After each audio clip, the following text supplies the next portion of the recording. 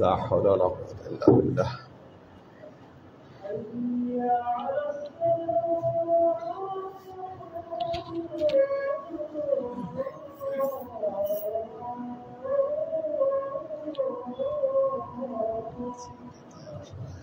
এটা বড় করতে পারলাম না। لا حول ولا قوة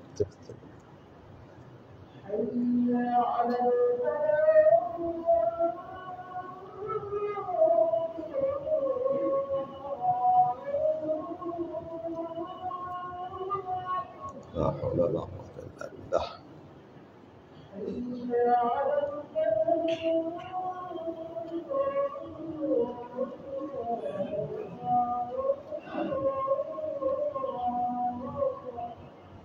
لا حول ولا قوة إلا بالله.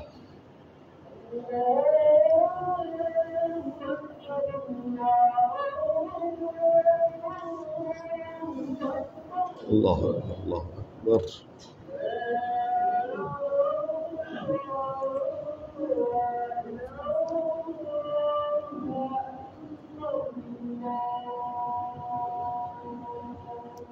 الله. كما صليت على إبراهيم وعلى آل إبراهيم إنك حميد مجيد. اللهم بارك على كما باركت على إبراهيم وعلى آل إبراهيم إنك والصلاة القائمة آت محمدا الوسيلة الفضيلة وبعثه مقام محمود الذي وعدته. الحمد لله نحمده ونستعينه ونستغفره ونؤمن به ونتوكل عليه ونعوذ بالله من شرور أنفسنا ومن سيئات أعمالنا من يهده الله فلا مضل له ومن يضلل فلا هادي له وأشهد أن لا إله إلا الله وحده لا شريك له وأشهد أن محمدا عبده ورسوله. أما بعد فإن خير الحديث كتاب الله وخير الهدي هدي محمد صلى الله عليه وسلم وشر الأمور محدثاتها وكل محدثة بدعة وكل بدعة ضلالة وكل ضلالة في النار. أما بعد فأعوذ بالله من الشيطان الرجيم. ولا تباشروهن وأنتم عاكفون في المساجد. بسم الله الرحمن الرحيم.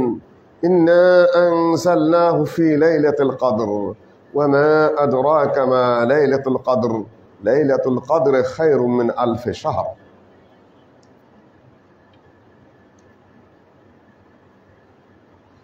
দুই 2025 সালের 1446 হিজরির রমাদানের শেষ জুমায় রাজধানীর প্রাণকেন্দ্রে আল আমিন জামে মসজিদের খুতবায় আপনাদের সামনে সংক্ষেপে কয়েকটি বিষয় নিয়ে আমি দৃষ্টিপাত করার চেষ্টা করব ইনশাআল্লাহ। রমাদানের শেষ 10 দিনের আমল অনেকটা আপনারা করে প্রায় শেষ পর্যায়ে চলে এসেছেন। ইমাম বুখারী রাহিমাহুল্লাহ শিরোনামী করেছেন বাবুল আমল। এটা হলো এই হেডলাইন শিরোনাম যে রমজানের শেষের দিকে কি আমল করতে হবে। এই হেডলাইন করে তিনি হাদিস উল্লেখ করেছেন। যখন শেষ দশক আসতো রমাদানের, নবী সাল্লাল্লাহু আলাইহি সাল্লাম শাদ্দাল মিজার, আমরা যেটা বলে একেবারে কোমরে গামছা বেঁধে নিতেন। কোমরে গামছা বাঁধা মানে হলো একেবারে শক্ত হয়ে দৃঢ়ভাবে প্রস্তুতি নেওয়া। শেষ দশক শুরু হতে চলেছে, এখন আমার প্রস্তুতি নিতে হবে, আমার প্রিপারেশন নিতে হবে, মনটাকে প্রস্তুত করতে হবে, দেহটাকে ওইভাবে আমার দাঁড় করিয়ে নিতে হবে যে এই 10 দিন শুধু আমার ইবাদত করতে হবে। শাদ্দাল মিজার ওয়া আহইয়া আহলাহ, তার পরিবার বর্গকেও তিনি জাগিয়ে দিতেন রাত্রিবেলায়, ঘুমাতে দিতেন না। আহইয়া আহলাহ, জাগো, ঘুমানো যাবে না, ইবাদত করো। আল্লাহর নবী মাঝে মধ্যে এমনিতেও ডাকতেন। সহিহ বুখারীর কয়েক জায়গায় ইমাম বুখারী হাদিসটি এনেছেন। আল্লাহর নবী রাত্রে জাগতেন, জাগার পরে বলতেন যে মাযা উনসিলাল লাইলাতু মিনাল ফিতন ওয়া মাযা উনসিলাত মিনাল খাজাইন, এই রাত্রিতে এখন কত খাজাইন, কত ধন সম্পদ ঊর্ধ্বাকাশ থেকে নাজিল হলো, আর তার সাথে সাথে কত না ফিতনা, কত না ফাসাদ নাজিল হলো রাত্রে। মাইয়ুকিযু সাওয়াহিবাল হুজুরাত, এই রুমে রুমে যারা ঘুমিয়ে আছে তাদেরকে কে জাগিয়ে দেবে? অর্থাৎ নিজের স্ত্রীদেরকে তিনি সম্বোধন করতেন, আয়েশা, হাফসা, উম্মু সালামা, কে জাগাবে তোমাদেরকে? রাত্রিবেলা যে তোমরা ঘুমিয়ে আসছো, ওঠো। রব্বা কাসিয়াতিন আরিয়াতিন ইয়াউমাল কিয়ামা, পৃথিবীর বুকে যারা কাপড় পরে আছে তাদের কাপড় থাকবে না কিয়ামতের দিনে, যারা সুখ সুবিধা আছে, ভোগ বিলাসে আছে, কিছুই থাকবে না। কাজে জাগো, রাত্রি জাগরণ করো। আহইয়া আহলাহ, পরিবার পরিজনদেরকে জাগিয়ে দিতেন আল্লাহর নবী। আরো ভালো হবে যখন শেষ 10 দিন থাকতো। বিসমিল্লাহির রহমানির রহিম। ওয়া কানু কালিলাম মিনাল লাইলি মা ইয়াহজাউন ওয়া বিল আসহারি হুম ইস্তাগফিরুন। ভালো মুমিনদের, ভালো মুসলিমদের চরিত্র হলে এই কানু কালিলাম মিনাল লাইলি মা ইয়াহজাউন, রাত্রে তারা একটু কমই ঘুমায়, রাত্রে কম ঘুমায়। ওয়া বিল আসহারি হুম ইস্তাগফিরুন, যখন সকাল হয়ে আসে, প্রত্যুষকাল হয়ে ওঠে, ইস্তাগফিরুন, তখন তারা ইস্তেগফার করতে থাকে। আস্তাগফিরুল্লাহ, আস্তাগফিরুল্লাহ বেশি বেশি পড়তে থাকে, আল্লাহর কাছে গুনাহ মাফ চাইতে থাকে। ওয়া কানু ইয়াতাজাফা জুনুবুহুম আনিল মাদাজি', তাদের এই জুনুব, এই পিঠ আর এই পাজর, এগুলা বিছানার সাথে কমই থাকে। জীবনের একটা পর্যায়ে চলে এসেছে, 60 বছর পাড়ি দিয়ে গেছে। আল্লাহর নবী বলেন 60 বছরের পরে আর কোনো ওজর নাই, তুমি আর কি চাও? এখন বয়সের এই পর্যায়ে পৌঁছে গেছো, এখনো শুধু রাত্রে ঘুমই পারবে, তো ইবাদত করবে কখন? তোমার এখনো হুঁশ ফিরলো না, তুমি এখনো বুঝে উঠতে পারো না কি করবে। তাতাজাফা জুনুবুহুম আনিল মাদাজি', তাদের এই পিঠ পাঁজর ইত্যাদি বিছানার থেকে আলাদা থাকে। আল্লাহ নবী রাত্রে জাগতেন, ঘুমাতেনও। ইয়া আইয়ুহাল মুযাম্মিল কুমিল লাইলা ইল্লা কালিলা নিসফাহু আও ইনকুস মিনহু কালিলা আও জিদ আলাইহি ওয়া রাত্তিলিল কুরআনা তারতিলা। আমার অনুবাদের সময় নেই, আমি শুধু আপনাদেরকে ইশারা দিয়ে যাচ্ছি। রাতটাকে যদি পুরা 12 ঘন্টা ধরে নেন, আল্লাহ নবী মাঝ ওয়াক্তে জাগতেন, নিসফের পরে জাগতেন, সেটাকে আবার 6 ভাগের 1 ভাগ অর্থাৎ 2 ঘন্টা ইবাদত করতেন, আবার সুদুস, আবার 1 ঘন্টা ঘুমিয়ে নিতেন, তারপরে আবার জেগে উঠতেন। এইভাবে হাদিসে এই ভাগগুলো রয়েছে, ভাগ বিভাজনগুলো রয়েছে। সম্মানিত উপস্থিতি, মুসলিয়ানগণ, শেষ দশক, নবী সাল্লাল্লাহু আলাইহি সাল্লাম প্রথম দশকে ইতিকাফ করেছেন, হলো না। তারপরে মাঝের দশকে ইতিকাফ করার চিন্তা করলেন, না, হলো না। 20 তারিখে তিনি ভাষণ দিলেন, 10 তারিখে প্রথম 10 দিনও না, মাঝের 10 দিনও না, এই শেষ 10 দিন লাইলাতুল কদর যাবে। তোমরা শেষ 10 দিন চিন্তা করো। তার মধ্যে আবার বেজর রাতগুলা, আল ভিতর যেগুলা রাত্রের, সেই বেজর রাতগুলাতে তোমরা আবার বিশেষভাবে তালাশ করো। 21, 23, 25, 27, 29 তাহাররাও লাইলাতুল কদর, তোমরা লাইলাতুল কদর এখানে খোঁজো। লাইলাতুল কদরে খায়রুম মিন আলফি শাহর, লাইলাতুল কদর যদি একবার পেয়ে যাও, সেই রাত্রের ইবাদত যদি তুমি করতে পারো, তাহলে খায়রুম মিন আলফি শাহর, 1000 বছরের ইবাদতে, 1000 মাসের ইবাদতের চেয়ে উত্তম সেটা, কিন্তু পেতে হবে। সম্মানিত উপস্থিতি, লাইলাতুল কদর কিভাবে কাটাবেন? দিনটা তো সিয়ামে কাটালেন, রাত্রি বেশি গুরুত্বপূর্ণ। দিন তো সিয়াম ফরজ, এটা তো আপনি করবেনই। রাত্রে অন্যান্য মাসে হলে শেষ মাঝ রাতের পরে আপনার শুরু হবে, কিন্তু রমাদানে সেটা আগে আসতে পারে। আল্লাহর নবী কখন আগে পড়েছেন, কখনো মাঝে পড়েছেন, যে 3 দিন পড়েছেন এভাবেই তিনি করেছেন। জাউফুল লাইলেও করেছেন। সুতরাং যে টাইমে পড়েন সেটাই সঠিক, কোনো সমস্যা নেই। তবে ইমামের সাথে যদি পড়েন, ইমামের সাথে পড়ে যদি আপনি বাসায় যান, তাহলে সারা রাত ইবাদতের সওয়াব হবে। কিন্তু তাহাজ্জুদের বিষয়টা যেহেতু শেষ রাতের সাথে সম্পৃক্ত, ওমর রাদিয়াল্লাহু তাআলা আনহু তারাবির জামাত কায়েম করে দিয়েছেন, কিন্তু আগ রাতে তিনি ইমামতিও করেন নাই, ইমামের সাথেও পড়েন নাই, বরঞ্চ তিনি মন্তব্য করেছেন শেষ রাতে পড়াটাই উত্তম ছিল।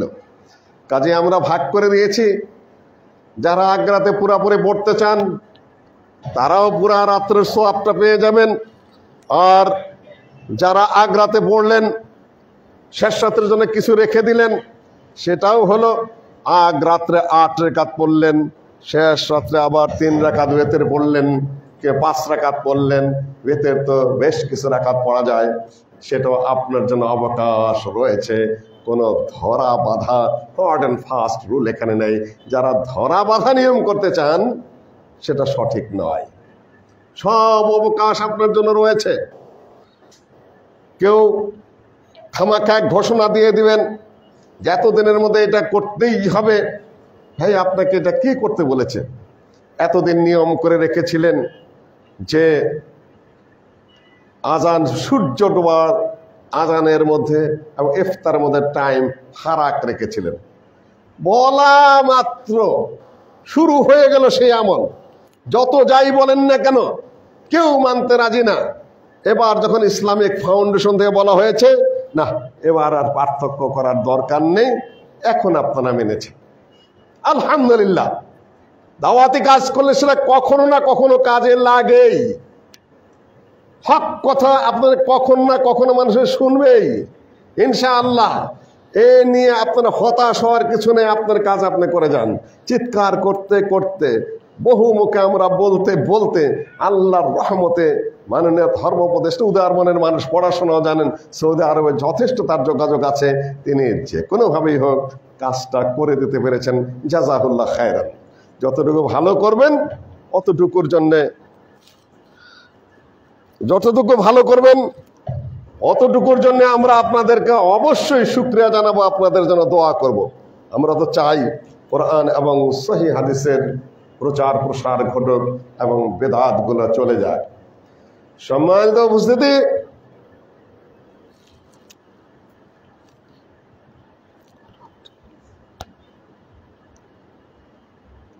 সম্মানিত মুসলিয়ানগণ, রাত্রে কিভাবে জাগরণ করবেন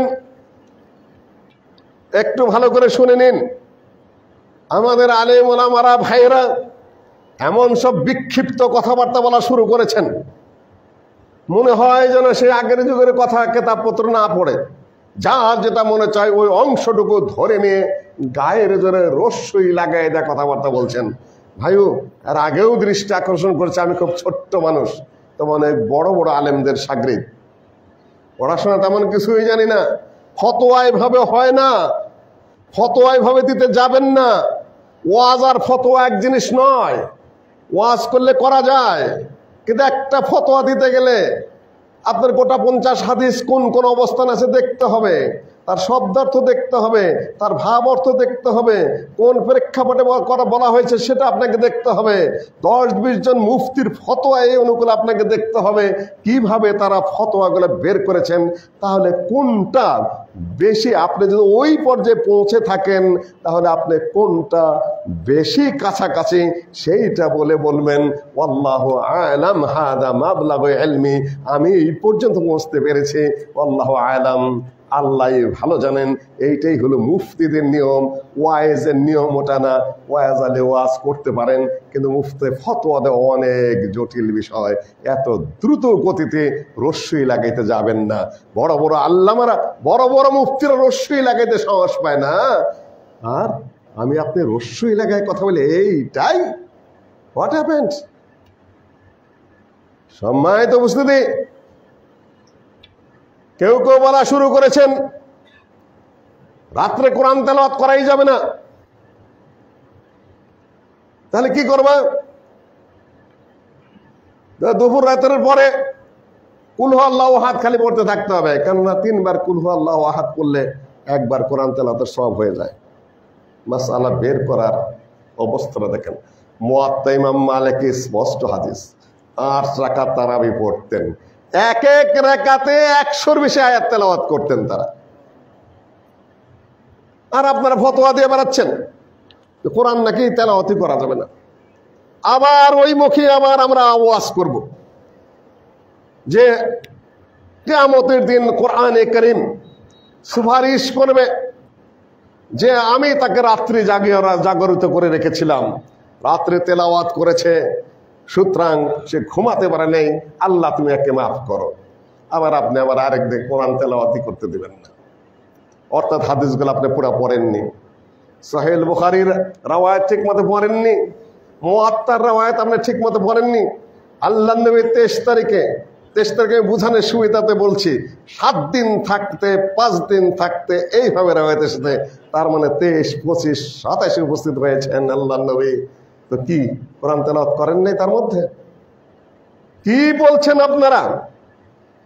আশ্চর্য ধরনের আপনাদের কথা বলা ধরন, এগুলা কোনো ফতোয়া দেওয়ার স্টাইল নয়। আপনারা ওস্তাদের কাছে পড়েনি নাই, ওস্তাদ দেখেনি নেই মনে হয়। সম্মানিত উপস্থিতি, কাজে এই সকল এলো মেলো আবল তাবল ফতোয়া দিবেন না।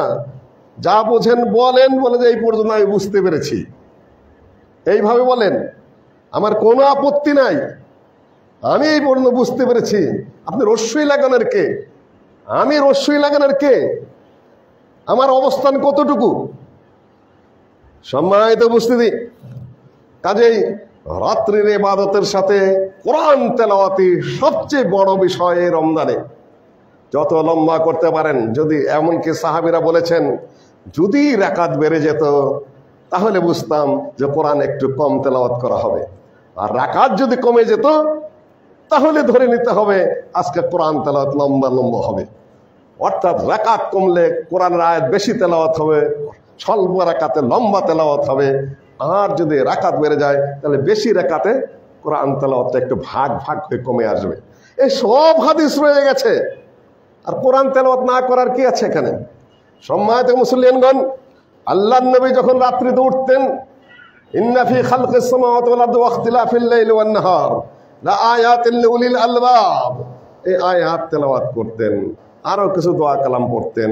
সহিহ বুখারীতে সব রয়েছে রাত্রি জাগরণের নিয়মগুলো পরিষ্কার ভাবে। আজকার অত কথা বলা আমার জন্য সম্ভবপর নয়। এটা রাত্রের ইবাদতের মধ্যে কোরআন তেলাওয়াত আপনারা করবেন, তবে এতেকাবে যারা বসেছেন তারা আবার একজন যেন আরেকজনকে ডিস্টার্ব না করেন। ডিস্টার্ব বলবো না, আরেকজন যেন আপনার কারণে বিব্রত না হয়, সেটা খেয়াল রাখবেন। কথাবার্তা একটু আস্তে বলতে হবে।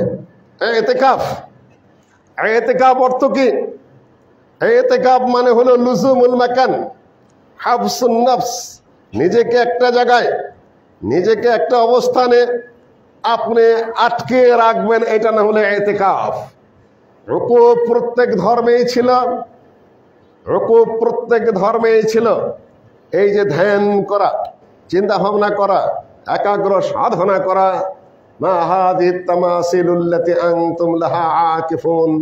ইব্রাহিম আলাইহিস সালাতু ওয়াস সালাম তার বাবা এবং তার কওমকে বললেন, এগুলা কি সব মূর্তি আপনার সামনে রয়েছে, আপনাদের সামনে, এটার সামনে যে আপনারা ইতিকাফ করেন। ইতিকাফ মানে কি? ধ্যান করা, সাধনা করা, চিন্তা করা, একাগ্রভাবে অনুভব করার চেষ্টা করা, এটার নামই ইতিকাফ।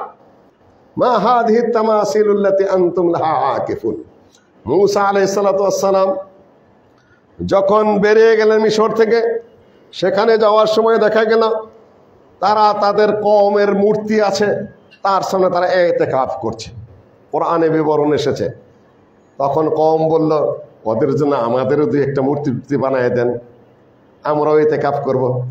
মুসা আলাইহিস সালাতু ওয়াস সালাম বললেন, আনতুম কওমুন তাজহালুন, জাহেল কওম তোমরা, যে মূর্তির থেকে বাঁচার জন্য নবুয়ত রিসালাত, যে আল্লাহ ছাড়া অন্যের ইবাদত এবং ধ্যান থেকে বাঁচার জন্যই নবুয়ত রিসালাত, এত অত্যাচারিত হওয়া, আর সেইটাই করতে হবে?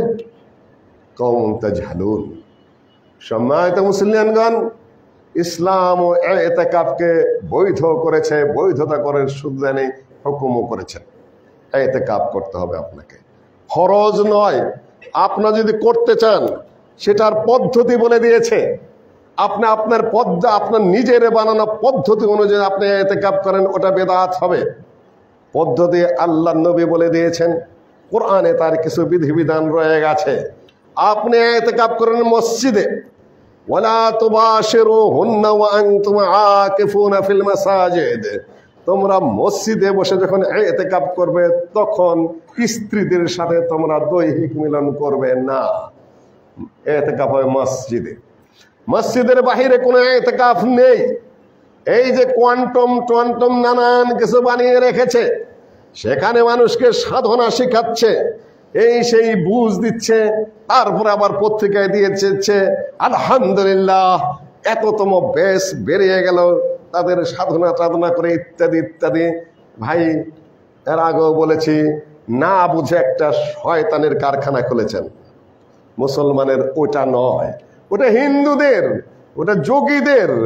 যোগীরা চলে যায় হিমালয়ের পাদদেশে, নদীর পারে নির্জনে তারা চলে যায়, তারা তাদের ধর্ম অনুযায়ী সাধনা করে, ইতিকাফ করে, কখনো বা মূর্তির সামনে ধ্যান করে, যেরকম ইব্রাহিম আলাইহিস সালামের কওম করেছিল, ওগুলা করে।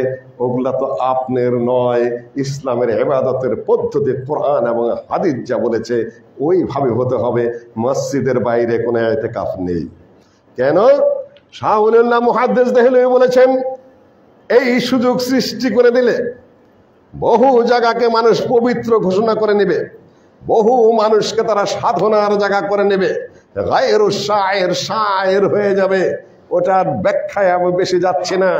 যেটা অপ্রমাণিত, যেটা পবিত্রতা কোরআন হাদিসে নাই, যেটার গুরুত্ব ইসলামে নাই, সেগুলা গুরুত্বপূর্ণ হয়ে যাবে, সেই স্থানও গুরুত্বপূর্ণ হয়ে যাবে, সেই সাধনার পদ্ধতি গুরুত্বপূর্ণ হয়ে যাবে। আর যে লোকেরা ওই সাধনা শিখাবে তারাও গুরুত্বপূর্ণ ব্যক্তি হয়ে যাবে, অথচ আর কোনোটাই গুরুত্বপূর্ণ না। গুরুত্বপূর্ণ হলো মসজিদ, আর গুরুত্বপূর্ণ হলো আল্লাহর দেওয়া তরিকা এবং রাসূলের দেওয়া তরিকা। এর বাইরে কোনো গুরুত্বপূর্ণ কিছু নেই, সব বাতিল করে দেওয়া হয়েছে। মসজিদের বাইরে নবী মুহাম্মদ সাল্লাল্লাহু আলাইহি সাল্লামের তরিকার বাইরে কোনো ইতিকাফ নাই, কোনো ধ্যান নাই, কোনো সাধনা নাই, কোনো স্থান নাই। এটা পরিষ্কার করে একজন মুসলিম হিসেবে আপনাকে বুঝে নিতে হবে। সাফ কথা আপনাদের সামনে আরেকটু জোরালো কণ্ঠে আপনাদেরকে বলে দিলাম, ভুল পথে হাঁটবেন না। আর মসজিদে যার ইতিকাফে মন বসে না, তার মন বসবে কোন জায়গায়? মসজিদই তো আপনার সবচেয়ে একান্ত জায়গা। সম্মানিত উপস্থিতি, ইতিকাফের হাকিকত হলে এই, সারাটা বছর আমরা নিজেদের কাজে কর্মে ব্যস্ত থাকি, ওটা করতেই হবে। ওটাও জরুরি কাজ, উপার্জন করতে হবে, সংসার করতে হয়, বাচ্চা কাচ্চার ব্যস্ততা আছে, পৃথিবীর নানান সমস্যা আছে, ওগুলো তো আপনাকে করতেই হবে। কিন্তু একটা সময় যেন আমরা একটু আলাদা করে নিতে পারি যথাসম্ভব। আর ওইটা নবী সাল্লাল্লাহু আলাইহি সাল্লাম প্রথম দশক না, মাঝের দশক না, শেষের দশক নির্ধারণ করেছেন। আপনারা যে কোনো মাস নির্ধারণ করেন, যে কোনো জায়গা নির্ধারণ করেন, আল্লাহর নবী রমজানের পুরাটা নির্ধারণ করেন নাই। প্রথম দশক না, মাঝের দশক না, শেষের দশক। কিন্তু নবী সাল্লাল্লাহু আলাইহি সাল্লাম জীবনের শেষে ইতিকাফ যেটা করেছেন, সেটা করেছেন 20 দিন। সম্মানিত উপস্থিতি, হাদিসে পরিষ্কার এসেছে আল্লাহর নবী ইতিকাফ করেছেন। আল্লাহর নবীর মৃত্যুর পরে তার স্ত্রীগণ ইতিকাফ করেছেন। কাজেই মহিলাদের ইতিকাফ করার সুস্পষ্ট বিধান রয়েছে। কিন্তু যদি সমস্যার সৃষ্টি করেন সেটা অন্য বিষয় হয়ে যাবে। আল্লাহর নবী দেখলেন, আরে এখানে একটা তাম্বু, এখানে একটা তাবু, এখানে একটা তাবু, কার কার তাবু?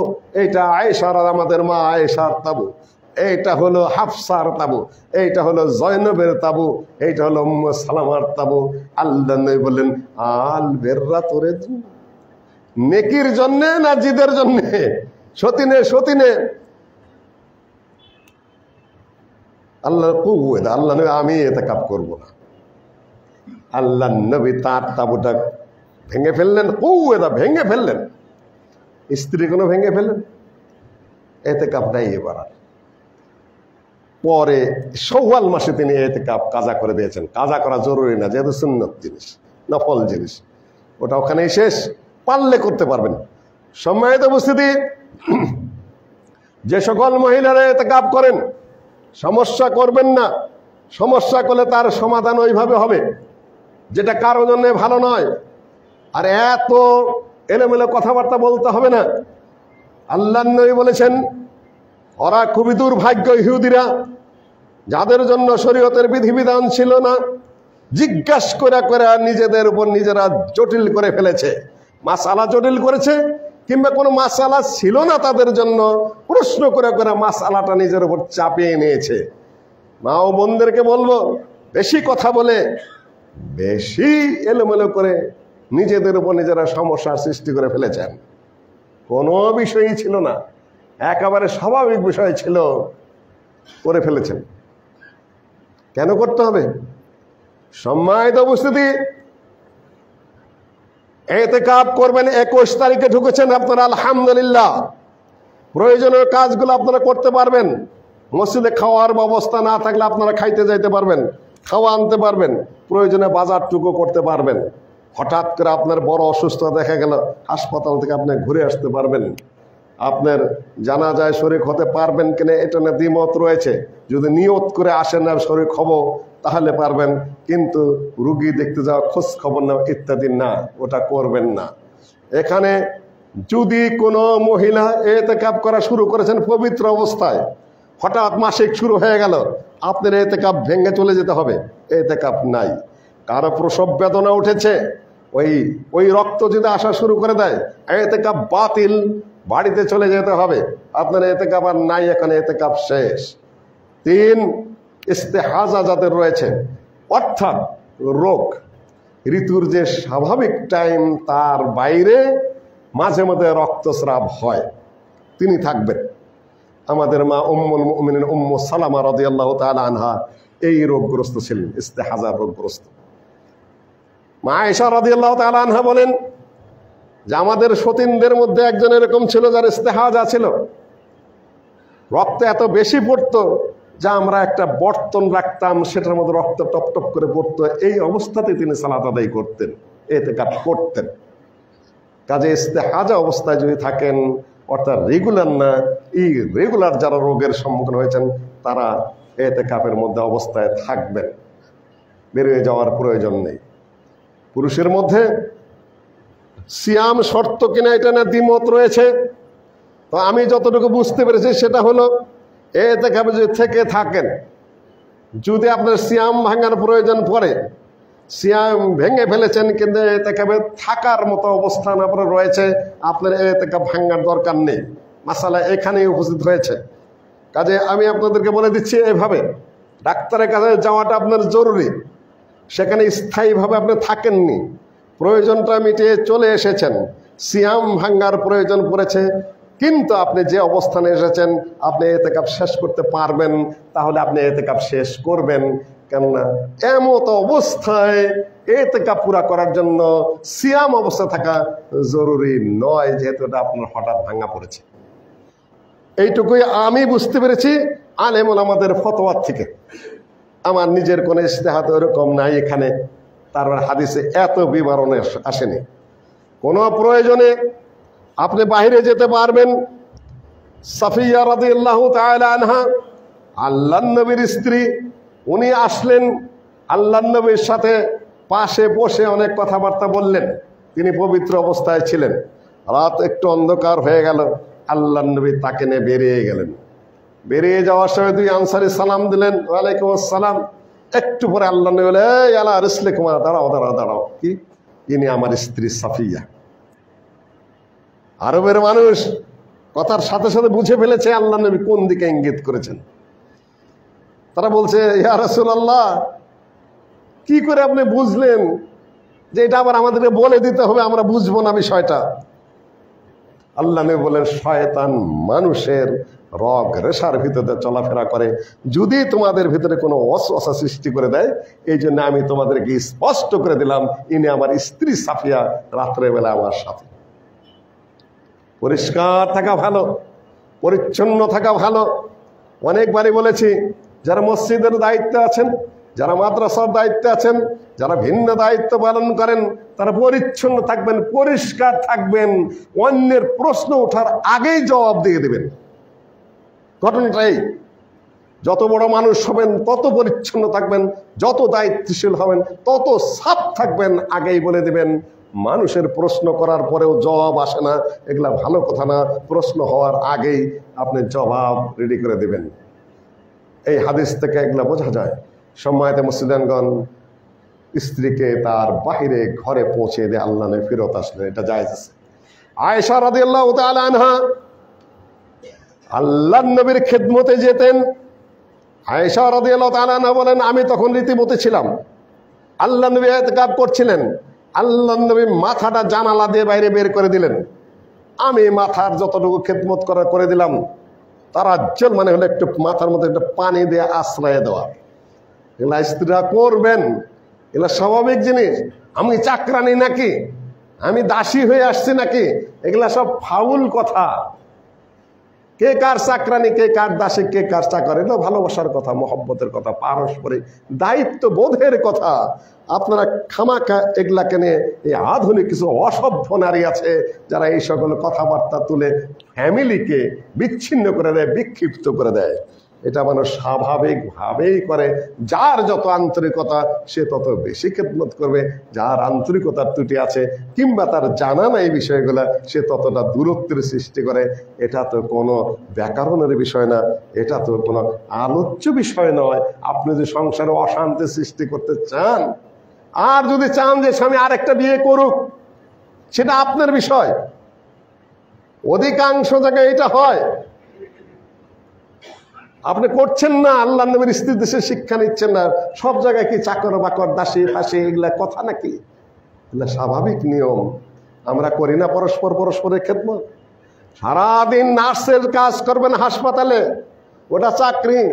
ডজনে ডজনে রুগীর খেদমত করে আসবেন, বাড়িতে আইসা স্বামীর কাছে আসলে আপনার মেজাজ খারাপ হয়ে যাবে। আমি তোমার দাসী নাকি, চাকরি নাকি? তো সারাদিন হাসপাতালে কোন চাকরি করে আসলা? সম্মানিত উপস্থিতি, এগুলা স্বামীর জন্যও কর্তব্য আছে। আবার ওইটা নিজে সব কাজ করবেন, ওই জায়গায় আসলে মনে করলেন স্ত্রী একটু খেদমত করা, তার একটু সেবা শুশ্রূষা করা, ওইখানে আসলে যেন তিনি দাস হয়ে গেলেন। না না না, এগুলো মেন্টাল যে মানসিকতার ব্যাপার। সম্মানিত উপস্থিতি,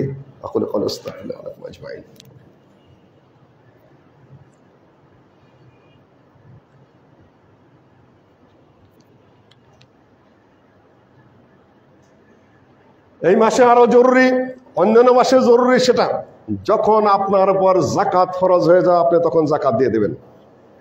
কিন্তু রমাদান যেহেতু ফজিলতের মাস, রাসূলুল্লাহ সাল্লাল্লাহু আলাইহি ওয়াসাল্লামের ব্যাপারে বলা হয়েছে, হাদিসে এসেছে, কানা আজওয়াদান নাস, আল্লাহর নবী ছিলেন সবচেয়ে বেশি দানশীল মানুষ। ওয়া কানা আজওয়াদা মা ইয়াকুনু ফি রমাদান, রমাদান মাসে তিনি আরো বেশি বেশি দান করতেন। কার রিহিল মুরসালা, প্রবাহমান ঝড়ের মতো দান করতেন। কোন কোন হাদিসে এসেছে এইভাবে এইভাবে এইভাবে দুহাত খুলে তিনি দান করতেন। কাজে এই মাসে আপনারা দান করছেন, আলহামদুলিল্লাহ। এই মাসটা যেহেতু ফজিলতের, এখানে যেহেতু সওয়াব বেশি, এই মাসে চেষ্টা করবেন আপনাদের ফরজ দানের সাথে সাথে নফল সাদাকা যেগুলো আছে মানে যা আপনি করতে চান এই মাসে বেশি বেশি করবেন। কোন কোন জায়গায়? এক কথায় বলে দিচ্ছে, কোরআন বলেছে ইন্নামাস সাদাকাতু লিল ফুকারা ওয়াল মাসাকিন ওয়াল আমিলিনা আলাইহা ওয়াল মুআল্লাফাতি কুলুবুহুম ওয়া ফির রিকাব ওয়াল গারিমিনা ওয়া ফি সাবিলিল্লাহ ওয়া ইবনিস সাবিল ফরিদাতাম মিনাল্লাহ ওয়াল্লাহু আলিমুন হাকিম। 8টা খাত, মূল খাত ফকির, মিসকিন, আর যারা জাকাত কালেকশন করে, কালেকশন বলতে রাষ্ট্রের পক্ষ থেকে জাকাত কালেক্ট করে যারা, তারা এই জাকাতের ফান্ড থেকেই তারা বেতনটা পেতে পারে এবং কিংবা একটা ভাগ পেতে পারেন। ওয়াল মুআল্লাফাতি কুলুবুহুম, আপনি কিছু টাকা পয়সা দিলে, কিছু সুসম্পর্ক বজায় রাখলে ইসলাম গ্রহণ করার সম্ভাবনা রয়েছে। ব্যাপক আলোচ্য বিষয় বিশেষদের ঢোকার সময় নেই। ওয়াফির রিকাব ওয়াল গারিমিন, আপনার রেকাব হলো আটকে আছে, বন্দি আছে, দাস মুক্তির ব্যাপার আছে, ইত্যাদি ইত্যাদি রয়েছে। ওয়াফির রিকাব ওয়াল গারিমিন, ঋণগ্রস্ত। এটা একটু দৃষ্টি আকর্ষণ করতে হবে আপনাদের কাছে। ব্যাংকের থেকে লোন নিয়েছেন, লোন নিয়ে বিভিন্ন প্রজেক্ট করছেন, এটা ঋণ হিসাবে গণ্য নয়, এটা আপনার শখের আমদানি, শখের বিড়ম্বনার সৃষ্টি করেছেন, হারামের মধ্যে ঢুকেছেন, লোন নিয়েছেন, এখন বলতে আমার তো ঋণ আছে, আমি যাকাত দেবো কিনা। লা হাওলা ওয়ালা কুওয়াতা ইল্লা বিল্লাহিল আলিয়্যিল আযীম। আপনি কি দিয়ে কি বুঝাচ্ছেন? আপনার হারাম মালে কোনো যাকাত নাই, দিবেন না, কিন্তু আপনার হালাল যেটুকু মাল আছে ওইটুকু থেকে আপনি যাকাত দিবেন। হালাল হারাম আপনি নিজে চিন্তা করেন। অনেকেই বলে থাকেন যে কেন ওগুলা থেকে যাকাত নিলে তো অনেকের অনেক উপকার হতো, আপনি না করতেছেন। ইন্নাল্লাহ তাইয়্যিব লা ইয়াকবালু ইল্লা তাইয়্যিবান, আল্লাহ পবিত্র, পবিত্র ছাড়া তিনি গ্রহণই করেন না। আমার ওস্তাদকে জিজ্ঞাসা করেছিলাম আমরা, আমাদের মধ্যে কেউ জিজ্ঞাসা করেছে ওস্তাদ নাসির আত-তারিরিকে, যেই সকল পয়সাগুলো আটকা আছে, তারপরে সুদি ব্যাংকে লাভ হয়, সেগুলা আপনারা যেগুলা থেকে যাকাত দেওয়া বা দান করা নিষেধ করেন, এগুলা তো অন্যেরা খায়া, অন্যেরা নিয়ে অনেক ধনী হয়ে যাচ্ছে, বড় হয়ে যাচ্ছে, এটা কেমন হলো? উনি বললেন যে কুত্তায় যদি গু আর মরা গরু খেয়ে মোটা হয়ে যায়, তোমার আফসোসের কিছু আছে? ঠিক এইভাবে বলেছেন। কুকুর, মরা গরু, পচা দচা মল মূত্র খেয়ে মোটা হইলে তোমার আফসোসের কি আছে এখানে? তুমি হালাল খাও, কে কোথায় কি হয়ে গেল এটা তোমাকে বলা হয় নাই। তোমাকে বলা হয় যে হালাল উপার্জন করো, হালাল খাও, চেষ্টা করো। কে কি হলো না হলো এটা অন্য কথা। এখন আবার নানান ফতোয়া বের করছেন। যাকাতের মাল এইভাবে বিক্ষিপ্ত হয়ে না নিয়ে যদি সেগুলা দিয়া কোনো কারখানা করে, মিল ফ্যাক্টরি করি, ওটার থেকে আয় আসবে। আবার দলীয় রাজনৈতিক নেতারাও বলা শুরু করে দিয়েছেন যাকাত কিভাবে দিতে হবে। সৌদি আরবের বাদশাহ দেয় না ফতোয়া, সেখানে বড় বড় আলেমেরা ফতোয়া দেন, ফতোয়া বোর্ড আছে। বাদশাহ ফতোয়া জানে না? ওরা কি যেই সেই বাদশাহ, যেই সেই আমির? আমার মতো মৌলবীদেরকে তারা পড়াইতে পারেন, বড় বড় শায়েখদের কাছে তারা পড়ে রেখেছেন, কিন্তু অত বড় দায়িত্ব তারা নেন না। আলেমেরা আলেমদের দায়িত্ব পালন করবে, আমরা প্রশাসনিক দায়িত্ব পালন করি। যদি হতো এরকম ভালো ছিল, কিন্তু অত বড় দায়িত্ব নেন না। আর আপনারা রাজনৈতিক দলের বিভিন্ন ইঞ্জিনিয়ার সাহেবেরা, বিভিন্ন এই সাহেবেরা সেই সাহেবেরা, আমি আর বললাম না, আশপাশ দিয়ে বললাম শুধুমাত্র যাকাত কিভাবে দিবে আর কিভাবে দিবে না এটা বলারও দুঃসাহস দেখাচ্ছেন আপনি। সুন্দর করে কথা বলতে পারেন, আলহামদুলিল্লাহ বলেন, এটা আপনার রাজনৈতিক ব্যাপার, ওগুলো তো আমরা কিছু না বুঝি তা না, সেটা আপনার পলিটিক্যাল ব্যাপার। যাকাত কোথায় দেবে কোথায় দেবে না এটা বলার আপনি কে? মানে ভুল বলেছেন আপনি। এই সকল আবল তাবল বলে যা বলে পাবলিকের মন জয় করতে পারেন করেন, কিন্তু শরীয়তের ভুল ব্যাখ্যা করে মানুষের মন জয় করতে যাবেন না, আপনি কেউ ছেড়ে দিবে না। সম্মানিত উপস্থিতি, ফতোয়া শেখ বিন বাজের, ফতোয়া আল্লামা উসাইমিনের, আর একটা গ্রুপ লেগে গেছে এখন সারা পৃথিবীতে। শেখ বিন বাজের বিরোধিতা করতে হবে, আল্লামা উসাইমিনের বিরোধিতা করতে হবে, শেখ তোয়াইজির বিরোধিতা করতে হবে, সৌদি আরবের গ্র্যান্ড মুফতির বিরোধিতা করতে হবে, আল্লামা আলবানির বিরোধিতা করতে হবে, নিয়ে আসতে হবে অন্যগুলার অত্যাধুনিক ফতোয়া কারা দিতে পারে ওগুলাইনে রংবাজি করতে হবে। একটা ভাব সৃষ্টি হয়ে গেছে সমাজে। এই ভাব সরেন, সোজা সরল স্বাভাবিকতায় আসেন। অত অতিরঞ্জন খেদমত করতে আপনাকে বলা হয় নাই, পারলে করেন, না পারলে ওটা আল্লাহ দেখবেন। সম্মানিত মুসল্লিয়ানগণ, আপনাকে দিতে বলা হয়েছে যাকে তাকে দেন, আপনাকে দিতে বলা হয়েছে। আবার আমাদেরও এখন রোগে ধরেছে, যে কয়জনকে দিবেন খালি ওই কয়জনেই দিবে। বিল্ডিং একটা আছে আরেকটা করে দিবেন, আরেকটা আছে আরেকটা করে দিবেন। ভাইও নিজের বিবেককে প্রশ্ন করেন। প্রতি বছর ওমরায় যেতে হবে না আপনার? ওমরায় 2-4 বছর পরে পরে যান। কি পরিমাণ রোগী হাসপাতালে পড়ে আছে, আমি এখনই 8-10 জনের নাম বলতে পারি। তারা আলেম ওলামা, পেশাব পায়খানার মধ্যে গই রয়েছে হাসপাতালে পড়ে, খালি ফোন করে কান্দা কাইটা। আমি নাম উল্লেখ করবো না এই মুহূর্তে। কোথায় দিচ্ছেন আপনার যাকাত? খালি যাদের বিল্ডিং আছে এই বিল্ডিং বানানোর জন্য দিচ্ছেন। ইন্নামাস সাদাকাতু লিল ফুকারা ওয়াল মাসাকিন, ফকির এবং মিসকিন থেকে আপনি শুরু করবেন। ওয়াল আমিলিনা আলাইহা ওয়াল মুআল্লাফাতি কুলুবুহুম ওয়া ফির রিকাবি ওয়াল গারিমিনা ফি সাবিলিল্লাহ ওয়া ইবনিস সাবিল ফারিদাতাম মিনাল্লাহ। শেষে আল্লাহ বলেছে ওয়াল্লাহু আলিমুন হাকিম, আল্লাহই বেশি জানেন এবং আল্লাহই সবচেয়ে এর যে সূক্ষ্ম তত্ত্ব এটা তুমি বিবরণকারী চেয়ে আল্লাহ বেশি জানেন। হাকিম মানে কি? এর সূক্ষ্ম তত্ত্বটা উনিই ভালো জানেন, তোমার চেয়ে ভালো জানেন। নতুন নতুন স্টাইল করছেন আপনারা। একজনকে দিয়ে স্বাবলম্বী করে দেব, আপনাকে এই কথা বলতে বলেছে কে? একজনকে স্বাবলম্বী করবেন আর 10 জন না খেয়ে থাকবে?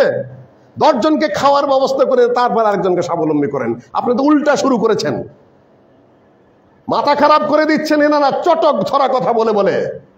এগুলা ফতোয়ার দৃষ্টিভঙ্গি নয়। আপনি জায়গা মতে থাকেন, আপনি নিজে পারলে নিজে হাতে দিবেন, এটাই হলো উত্তম। কেন আপনি মুতমাইন হবেন আমি ওই ফকিরকে দিচ্ছি। কোথার থেকে শুরু করতে হবে? আকারেব থেকে শুরু করতে হবে। আপনার নিকট আত্মীয় কারা কারা আছে, শরীয়ত আপনাকে ইশারা করে দিয়েছে, ওইখান থেকে শুরু করেন। কার প্রয়োজন বেশি ওইখান থেকে শুরু করেন। আপনি মিসকিন থেকে শুরু করেন, ঋণগ্রস্ত, ওগুলা আপনি দেখেন। ওয়াফিস সাবিলিল্লাহর মধ্যে মাদ্রাসা ঢুকবে, ওয়াফিস সাবিলিল্লাহ মাদ্রাসা। আর ইতিমকে দেওয়ার জন্য তো কোরআনে বহু আয়াত রয়েছে আলাদা আলাদা। ইতিমকে দেবেন ইতিমখানা। আবার কোন ভাই নাকি ফতোয়া দেওয়া শুরু করেছেন মাদ্রাসায় দেওয়া যাবে না, মাদ্রাসায় দেওয়া যাবে না। আপনাকে কে বললো? কোথায় পেলেন আপনি? আল্লামা শেখ বিন বাজের ফতোয়ায় দেওয়া যাবে। উনি বলছেন খালি বিল্ডিং বানানো যাবে না, গরিব ছাত্ররা পাবে, গরিব শিক্ষকরা পাবে, ওইভাবে দিবেন। শেখ ওসাইমিন বলেছেন কোন ছাত্র যদি দ্বীনি ইলম শিক্ষার জন্য নিজেকে আলাদা করে ফেলে, সে যে তার বাবা ধনী হলেও তাকে দেওয়া যাবে। কেন? সে এখন মুসাফির, সে এখন বাড়িঘর ছাড়া। এনারা একদিকে দরিদ্র, আরেকদিকে মুসাফির, আরেকদিকে এইভাবে পড়াশোনা করাচ্ছে। সম্মানিত উপস্থিতি, আমার এই মুফতি সাহেবরা, এখন তো আমরাও মোটামুটি স্বাবলম্বী। ছোটকালে কিভাবে পড়েছে আমরা জানি না। আপনারা একটু ভালো অবস্থানে উঠে গিয়ে এসি মসজিদ পেয়ে, কোটি কোটি টাকার প্রজেক্ট পেয়ে আপনি ভুলে গেলেন এই 2 দিন আগে নিজের জীবনের ইতিহাস। কোথায় পড়েছেন, কি খেয়েছেন? না, এত তাড়াতাড়ি ফতোয়া ঘুরাবেন না। এই বাংলাদেশে কয়েকটা মাত্র মাদ্রাসা যেখানে স্বাবলম্বী মোটামুটি ভাবে, আর অধিকাংশ দিনই প্রতিষ্ঠান। আমিও তো জায়গায় জায়গায় যাই, বাথরুম নাই। বহু জায়গায় এমন যাই যেখানে রাতের অপেক্ষা করতে হয়, ধান খেতে যেতে হয় রাত্রে। এখনো এবারও 2-1টা প্রতিষ্ঠানে গেছি, বাথরুম বলতে কিছুই নাই, সেখানে কোনো রকম কুকরি মুকরি ধরে গেছি। ছোট্ট একটু দুর্গন্ধের জ্বালা যাওয়া যায় না, একটা ল্যাট্রিন ব্যবস্থা আপনারা করে দিতে পারেন না। খালি চমক ধরার চটক ধরার পিছনে সবাই আছেন, দেন।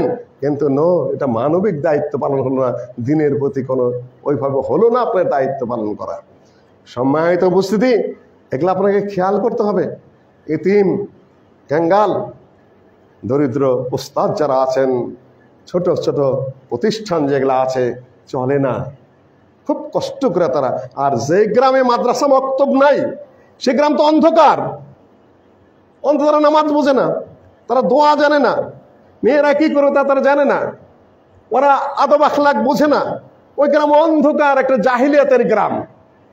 আর গ্রামগুলার মক্তবগুলো তো আপনাদের বাঁচাতে হবে, না হলে শহরের কেন্দ্রিক কয়েকটা মাদ্রাসা যদি আপনারা বাঁচান আলহামদুলিল্লাহ, সেটা ভালো কথা। ওই গ্রামগুলোর আদব আখলাক কোথা থেকে হবে? তারা কি দিয়ে শিখবে? সম্মানিত উপস্থিতি, কাজেই যারা বলছেন মাদ্রাসায়, একার মাদ্রাসাই দেওয়া যাবে না, ইতিমখানায় দেওয়া যাবে না, দেন আপনি সব প্রতিষ্ঠানগুলোতে আপনি প্রজেক্ট কোথায় চাই না দেন, সমস্যার সমাধান করে তারপরে বলেন এখন না দিলে চলবে। সম্মানিত উপস্থিতি, এই সকল কথাবার্তা খুবই অমানবিক কথাবার্তা। এই হলো আপনারা দানগুলা এই আটখাতে করে দেবেন, সরাসরি দেওয়ার চেষ্টা করবেন, বুঝে দেওয়ার চেষ্টা করবেন, কিন্তু জিজ্ঞাসা করবেন না আপনি পাওয়ার যোগ্য কিনা। ওটা আল্লাহর নবী বলেছেন, যে নিবে সে বেশি চিন্তা করবে আমার পক্ষে নেওয়াটা জায়েজ হচ্ছে কিনা। যে দিবে তারটা হয়ে যাবে, যে নিবে সে যদি ভুল ভাবে নেয় তার মুখে গোস্ত থাকবে না। ইয়াদুল উলিয়া খায়রুম মিনাল ইয়াদিস সুফলা, তোমার হাত উপরে রাখার চেষ্টা করো। এই জন্য অনেক যাদের আত্মমর্যাদাশীল মানুষ যারা, তারা অনেক কষ্ট করে কিন্তু হাতটা পাতে না। আপনারা যারা নিবেন তারা সতর্ক থাকবেন, যারা দিবেন তাদের বেশি সতর্কতার দরকার নাই। কেননা জাকাত রাখতে দিয়েছে, চোরের হাতে পড়েছে, দিয়েছে জেনাকারীর হাতে পড়েছে, আল্লাহ নবী বলেছে কবুল হয়ে গেছে তারটা। বহুত লম্বা হাদিস আপনাদের সামনে এখন আমি উপস্থিত করলাম না, কিন্তু যদি একান্তই জানেন লোকটা ফাঁকিবাজ, লোকটা ফটকাবাজ, লোকটা হারাম খায় ভাবে, আপনারা ওখানে নিজেরা ভদ্রভাবে বাস কাটিয়ে যাবেন। জাকাতুল ফিতর, সাদাকাতুল ফিতর, সামিন তাম, সামিন শাইর, সামিন জাবিব, সামিন আকিদ, একসা খেজুর, একসা জব, একসা পানির, একসা কিসমিস ইত্যাদি ইত্যাদি হাদিসে রয়েছে। ওলামাগণ বলেছেন যে প্রত্যেক দেশের যে খাদ্য, প্রধান খাদ্য দেওয়া যেতে পারে, মোটামুটি চালের কথা হাদিসে নাই। অনেক ভাইরা বলে থাকেন এইটা হাদিসে নেই, ওইটা হাদিসে নেই, তো বাইর করেন চালের কোথায় কোথায় আছে। চালের কথা হাদিস আছে। চাল আরবের খাদ্য ছিল, গমও ছিল না, সেখানে ছিল জব। পরবর্তীতে গম সেখানে আসছে, গম খুব কম ছিল। না বুঝে আপনারা খুব আকবারে কথা বলেন, ফতোয়া দিবেন না, ওভাবে আলোচনা করেন।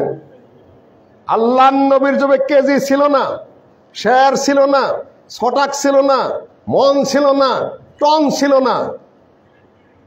আল্লাহর নবীর যুগে ছিল ফারাক, ছিল সা, ছিল ওয়াসাক, ছিল রেতুল, ছিল ইত্যাদি ইত্যাদি ছিল। ওজন, একটা হলো ওজন, একটা হলো কাঠা, এই দুই প্রকারের মাপ ছিল। একটা হলো অনুমান, এটা অন্য লম্বা আলোচনার বিষয়। হট করে বলে দিচ্ছে 2.5 কেজি ফেতরা দিতে হবে, 3.25 কেজি দিতে হবে, 3 কেজি দিতে হবে। তুমি এই ধরনের বাহুল্য কথাবার্তা কিভাবে বলি আমরা? বলতে হবে 1 সা দিতে হবে। 1 সা কতটুকু? 1 চুঙ্গার মধ্যে তুলবেন, 8 ইঞ্চি মোটামুটি হবে, 8 ইঞ্চি লম্বা, 16 ইঞ্চি প্রশস্ত। আমি কয়েকবার বিভিন্নভাবে মাপার চেষ্টা করেছি, তাতে যা আমার সামনে স্পষ্ট হয়েছে সেটা হলো 8 ইঞ্চি উঁচু, 16 ইঞ্চি প্রশস্তর মধ্যে তোলেন, ওইটা আবার মাপেন, যা হয় ওইটাই ফেতরার ওজন। আল্লামা ওসাইমিনের মাপে হয়ে গেছে 2400 গ্রাম, অর্থাৎ 2 কেজি 400 টাকার মতো। আপনি কি করবেন? কাফি সাহেব যেটা দামে ফেছেন, আল্লামা আব্দুল্লাহ আল কাফি আহলে হাদিসের বড় লিডার ছিলেন, চা নিয়ে এসে যেটা মেপেছেন সেটার মধ্যে 2 কেজি এই 600 টাকার মতো হয়েছে। শেখ বিন বাজ সহ ফতোয়া বোর্ডকে জিজ্ঞাসা করা হয়েছে, আমাদের বাড়ির সদস্য 32 জন, আমরা বড় এক বস্তা চাল দিয়ে দিয়েছি, তার মধ্যে হলো 90 কেজি, এখন ফেতরা হলো কিনা? শেখ বিন বাজ বলেছে ফেতরা হয়ে গেছে, আর অতিরিক্ত যা তা সাদাকা হয়ে গেছে। তার মানে 2800 গ্রাম করে পড়লো, আর কি মোটামুটি কম বেশি 2800 গ্রামের মতো পড়লো। ফেতরা হয়ে গেছে, অতিরিক্ত যা সাদকা হিসাবে গণ্য হবে। সম্মানিত উপস্থিতি, কাজে 2.5 কেজি না 3 কেজি না 3.5 কেজি, এগুলো হলো বাহুল্য কথাবার্তা। শেষ পর্যন্ত শেখ বিন বাজ রাহিমাহুল্লাহ এবং সৌদি ফতোয়া বোর্ড বলেছে বর্তমান যে চাগুলা রয়েছে এই মসজিদের মধ্যে বাজারে তারা ঠিক মতো বানায় নেই, একটা থেকে একটা পার্থক্য অনেক। এই চায়েরও দরকার নাই, মুদ চায়ের মধ্যে হলো এক চা, মুদ হলো এই যে মাঝারি হাতের 1 অঞ্জলি, এটা হলো 1 মুদ। 4 অঞ্জলি দিয়ে দিবেন, 2 কেজি হবে না, 2.5 কেজি হবে না, 3 কেজি হবে, কিচ্ছু যায় না আসেও না। আর বাত আমদাদ, আপনি এই যে 4 অঞ্জলি দিয়ে দেবেন, আপনার ফেতরা হয়ে গেছে। আপনি কে মাপতে বলেছে কে? হ্যাঁ, মেপে একটা মাঝামাঝি ধারণায় যাওয়া যায়, এই জন্য মেপে আরবেরা কি করে একটা থৈলার মধ্যে তোলে। আমাদের সময় 2.5 কেজির থৈলা ছিল যখন সৌদি আরবে ছিলাম, এখন বোধহয় 3 কেজির থৈলা বানাইছে। সবই জায়েজ, না জায়েজের কিছুই নাই। এখন আমি যদি বলি ফেতরা হলো 2.5 কেজি, আমি বললাম তুমি তো একটা বাহুল্য কথা বললে, ওটা একটা থৈলা ওরা বানাইছে। ফেতরা হলো 3 কেজি, ওটা আরেক অতিরিক্ত বাহুল্য কথা। এখন সৌদি আরবের দোকানদাররা এমন একটা থৈলার মধ্যে চাউল তোলে যেটা 3 কেজি হয়, ওটা তো ফেতরার বিধান নয়, অতিরিক্ত যা ওটা সাদগা হিসেবে গণ্য হবে। 2.25 কেজি হোক, 2.5 কেজি হোক, 3.25 কেজি হোক, সবই আপনার ফেতরার মধ্যে গণ্য হবে, কোনো সমস্যা নাই। কোরবানির জানোয়ার আপনি শুধু দেখে কিনবেন, দাঁত এসে দাঁত পড়ে দাঁত গজিয়েছে কিনা, তার চোখ কান ঠিক আছে কিনা, তারপরে গোস্ত 50 কেজি হলো না, 60 কেজি হলো না, 100 কেজি হলো, এটা কোনো শরীয়তের বিধান না, যুক্তিসঙ্গত কথা। কাজে ফেতরা কত কেজি হলে এটা হলো বাহুল্য কথা। চায়ের মধ্যে তুললেন, কিসমিস যদি 1 চা হয় কখনো 2 কেজি হবে না, জিনিসটা পাতলা, 2 কেজি হবে না। যদি 1.5 কেজি হয় কি করবেন আপনি? ফেতরা হয়ে যায়, নিয়ে দুশ্চিন্তার কোনো কারণই নাই।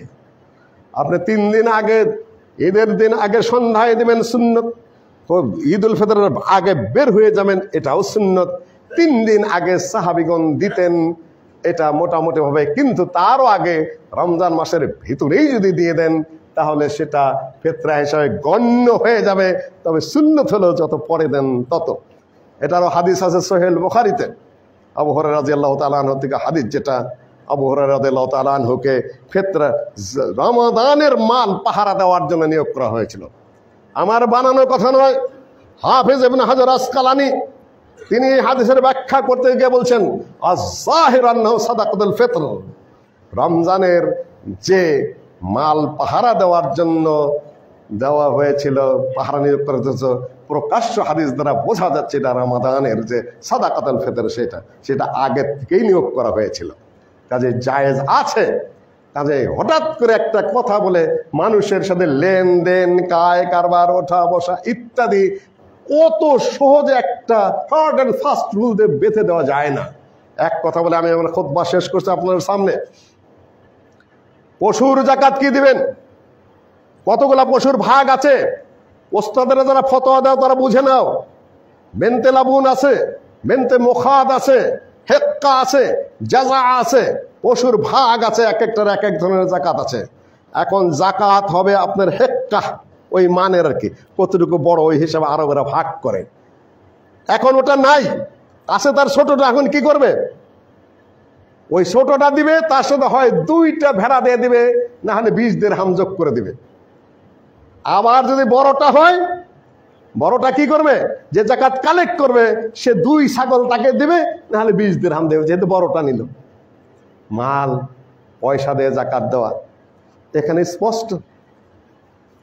তারপরে মুয়াজ রাদিয়াল্লাহু তাআলা আনহু, ইয়ামানে ভালো ভালো কাপড় পাওয়া যায়, মদিনাতে কাপড়ের অভাব, তিনি পাঠিয়ে দিলেন মদিনায়। একবার স্পষ্ট ইবনে তাইমিয়া রাহিমাহুল্লাহ ফতোয়া দিয়েছেন, এখান থেকে কোথাও যদি কাপড়ের প্রয়োজন থাকে জাকাত সেখানে কাপড় দেওয়া যাবে। হারাম করে দিলেন কাপড় দেওয়াই যাবে না, দেওয়াই যাবে না। মানুষের প্রয়োজনের সাথে সম্পৃক্ত। হাদিসে দলিলে রয়েছে, শাইখুল ইসলাম ইবনে তাইমিয়ার ফতোয়া রয়েছে। আমরা বলবো কত মারামারি হইতেছে, গুতাগুতিতে এই হয়েছে। আরে ভাই, মারামারি কন্ট্রোল করো, পরামর্শ তো ওইটা যেন না হয়, ওইভাবে যেন না হয়। কিন্তু যদি কেউ দেয়, যদি সেটা প্রয়োজন থাকে, তাহলে না জায়েজের ফতোয়া কোথা থেকে গেল? জায়েজের ফতোয়াটা বেশি রয়েছে। এই যে লেনদেন, খায় কারবার, ভাগ বন্টনের বিকল্প রাখতেই হবে। শেখ বিন বাজ আলোচনা করতে করতে বললেন যা দেওয়ার সেটাই দিতে হবে। কিন্তু ওলিউল আমর যদি মনে করেন, রাষ্ট্র শাসক যদি মনে করেন এখন এই জীবজন্তু রাখার আমার জায়গা নাই, টানার লোক নাই, তোমরা ভাই এর বদলে পয়সাটাই দিয়ে দাও, এটা রাষ্ট্রনায়ক যদি চায় তাহলে দিতে পারে। আমরাও এই সকল মেলা ঝামেলায় পড়ি, ফেতরা নেওয়াও পড়ি, জাকাত নেওয়াও পড়ি, কিন্তু রাষ্ট্র ব্যবস্থা নাই। আমরা এখন করবোটা কি? এখানে জায়েজ আছে, নামাজের মতো নয়। নামাজে ভুল করলেন হয় সুসিজদা দিবেন, না নামাজ বাতিল। দান করলেন নাকি সুসিজদা দিবেন নাকি? আপনি দিলেন 2.25 কেজি দিলেন, পরে মনে করলে কম হইলো, এখন সুসিজদা দিবেন না আপনার ফেতরা বাতিল? বাতিলও না, সুসিজদাও দিবেন না। আপনি পরে দিলেও চলবে ওই 200 টাকা, এটা নামাজ না। আবার মনে করলেন যে কম দেয়া সুসিজদা দিয়ে দিই, তাই না? এটা নামাজ না, এটা যাকাত। এখন যাকাত এবং সালাতের ফতোয়ার পার্থক্য বোঝেন না আপনারা। ফতোয়া জটিল ব্যাপার, বহু বড় বড় আলেম আমি স্বীকার করি, কিন্তু ফতোয়ার ব্যাকরণ এখনো ত্রুটি রয়েছে। ওগুলো একটু ধীর স্থির ভাবে বুঝে আপনারা ফতোয়া দেন। ব্রেন আমার চেয়ে আপনাদের অনেক বেশি, পড়াশোনা অনেক বেশি, কিন্তু ফতোয়ার এই নিয়মগুলো হয়তো বা আপনাদের অনেক ত্রুটি রয়েছে। সম্মানিত উপস্থিতি, ঈদের জন্য প্রস্তুতি নেবেন। সকালে যাবেন, সবচেয়ে ভালো কাপড়টা পরবেন, ঈদের দিন আতর ব্যবহার করবেন। ঈদ উল ফিতরের সকালে খেজুর খেয়ে যাবেন, তকবীরের ধ্বনি দিতে যাবেন। মা বোনদেরকে ঈদের মাঠে নেওয়া ওয়াজিব, মা ও বোনেরা আপনি ঈদের মাঠে আসবেন, ইত্যাদি ইত্যাদি বিধানগুলো আপনারা পালন করবেন, আল্লাহ যদি তৌফিক দান করেন। সম্মানিত উপস্থিতি, বাহিরের যারা মুসাফিররা এসেছে আপনারা দিবেন, সংকোচ করবেন না। এই মসজিদের সাথে সংশ্লিষ্ট মাদ্রাসা আছে, মডেল মাদ্রাসা, এখানে আপনারা যেহেতু কাছে দিবেন। ফেতরা এখান থেকে নেওয়া হয়, ওই দিয়ে যাবেন, এখানে ফেতরা কালেকশন করা হয়, এটা দেবেন। মসজিদের ইমাম মুয়াজ্জিন খাদেম 11 মাস 12 মাস আপনাদের খেদমত করে, আপনারা তাদেরকে যা পারেন সন্তুষ্ট করে দেবেন। হাফেজ সাহেব এসেছে, ওটাও আপনারা চিন্তা করবেন।